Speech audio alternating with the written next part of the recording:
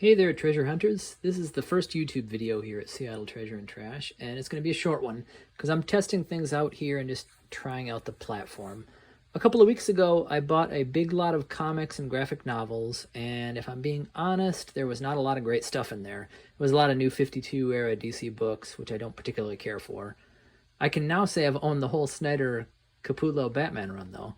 Anyhow, there were a lot of books in there that I wouldn't want to waste too much time with, but these guys right here are what I would call the real deal.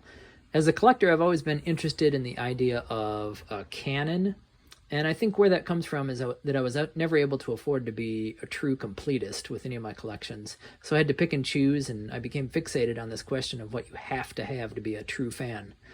Now I think it's foolish to insist on a specific canon of books or music or anything. But I do think it's worth considering why particular things keep popping up on lists as often as they do. For American mainstream comics, there's a Mount Rushmore, and some of the books on it are right here in front of me. We got Watchmen by Alan Moore and Dave Gibbons. We got The Walking Dead by Robert Kirkman and Tony Moore, and later Charlie Adlard takes on the art after this first volume. And then these three Batman books right here, Dark Knight Returns, Batman Year One, and Batman the Killing Joke. These, I wouldn't call these my personal favorites necessarily, but they have had an outsized impact on the history of comics in the last 40 years.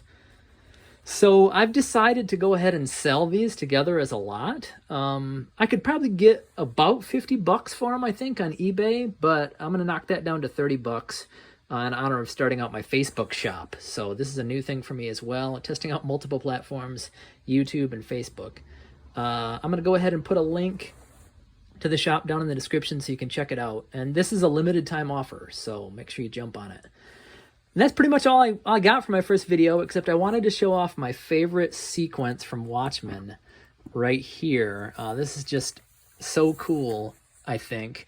And if you've read this book, you know it's pretty dense and I would say claustrophobic at times. But in this 10th issue, there's this sequence that is so climactic. And just continue, well, it's climactic in some ways, but continue to build, and just feels super epic. So, you know, this is where I think something finally clicked for me. I mean, there's so much great stuff in this book, but this just to me felt really great. And you can see this is what the kind of dense claustrophobic, you know, on this previous page here. And then it just really opens up. It's like airy, and they're going to the Arctic Circle. These, you know, our heroes are going to the Arctic Circle. It's kind of a fool's errand. You kind of know they're going to fail, and yet here they go. And then this climactic page, Ozymandias there. You kind of have to read it to know what's going on, but he says, okay, you can see him coming. I especially love these panels here. It's just the passage of time across the panels. It really pulls you in, and here they come. So that's all I got. You got to read it, really. Read Watchmen. You can figure out what else is going on there, but I just wanted to show you that part because I think it's so cool. Maybe you'll fall asleep if you try to read it, or maybe you'll treasure it yourself. So thanks for watching today. Have a great one.